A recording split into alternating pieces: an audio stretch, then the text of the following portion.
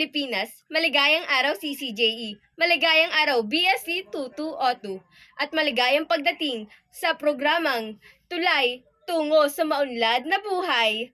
At ngayon, ako ang inyong host na si Marian Angela T. Villanueva from BSC 2202. At ngayon, pag-uusapan natin ang tungkol sa SDG 1 o No Poverty o ang wakas sa kahirapan. Ano nga ba ang kahirapan? Ano ang mga problema nito? At paano tayo makakatulong para wakasan ito? Kasama natin ang mga panauhin para sagutin ang mga tanong na ito. Ano? Tara?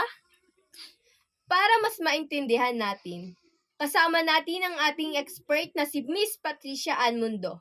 Ano nga ba ang SDG 1? Salamat! Ang SDG 1 ay layunin na matapos or tapusin ang kahirapan sa mundo.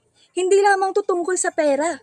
Kasama din dito ang pagkain, tirahan, edukasyon, malinis na tubig, at serbisyong pangkalusugan. Ang layunin nito ay mabigyan ang lahat ng tao ng maayos at ligtas na buhay. Salamat, expert! Kaya pala hindi lang pera ang kailangan. Basic needs din pala. At ngayon, ating pag-usapan ano ang problema. Nandito ang ating mga advocate na sina Miss Baldemore at Miss Mendoza para pag-usapan ang local and global issue. Thank you, Miss Marian. Ako po si Shane Baldemore, ang inyong advocator. So, ano nga ba ang epekto ng kahirapan sa global issue? Well, sa buong mundo, milyong-milyong tao pa rin ang nabubuhay sa sobrang kahirapan o kulang-kulang ang kita para lang mabuhay. Marami ang nagugutom, walang maayos na bahay, at madaling tinatamaan ng sakit dahil walang pampagamot. Lalo itong lumalala dahil sa mga kalamidad, giyera at pagtaas ng presyo ng mga bilihin na higit na nahihirapan ang mahihirap. So, yun lamang po ang akin sa global issue. Thank you, Miss Marian. Dito naman sa Pilipinas, kitang-kita natin ito. Maraming mga tao ang walang permanenteng trabaho o job security na nagiging cause ng paghihirap ng kanilang mga pamilya. Marami ring mga bata ang hindi nakakapag-aral o humihinto sa kanilang pag-aaral dahil kailangan unahin ang pagtatrabaho upang sila ay may makain. Kitang-kita rin natin ang napakalaking gap sa pagitan ng mayayaman at mahihirap. At isa pang problema ay ang problema sa pabahay. Maraming mga tao ang nakatira sa kalye o kaya naman sa isang delikadong lugar.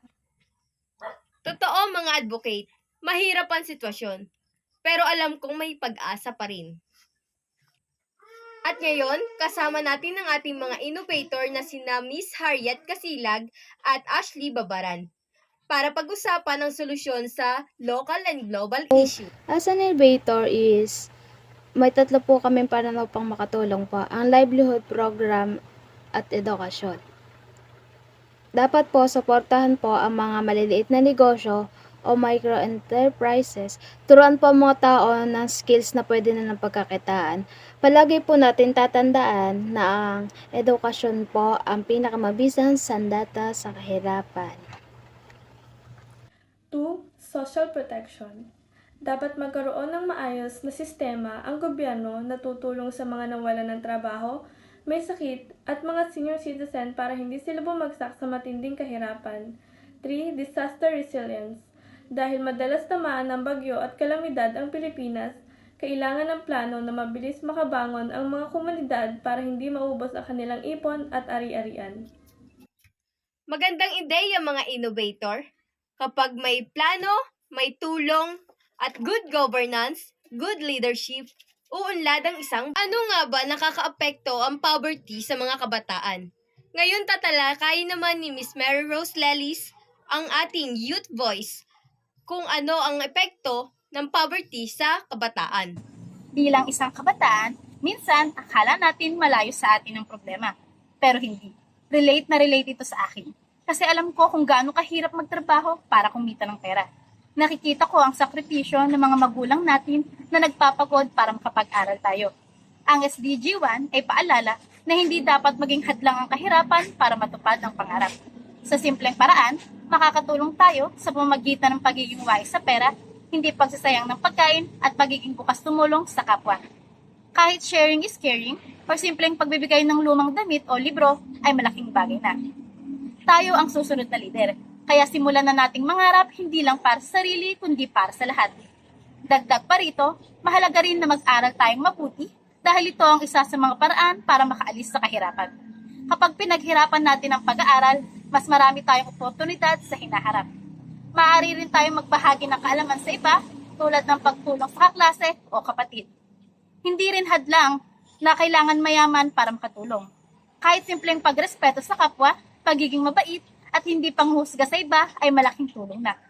Kapag nagtutulungan ng bawat isa, mas nagiging magaan ang buhay ng lahat. Sa huli, ang pagbabago ay nagsisimula sa maliit na hakbang. Kung bawat kabataan ay may malasakit at handang tumulong, unti-unti nating mababawasan ang kahirapan. Sama-sama nating abutin ang pangarap, hindi lang para sa sarili, kundi para sa mas magandang kinabukasan ng lahat. Tama! Kahit simple lang makakatulong tayo. Sabi nga ng iba, small but terrible. Sabi nga ni Dr. Jose Rizal, ang kabataan ang pag-asa ng bayan. Totoo yan. Walang gustong maghirap, lahat magtutulungan.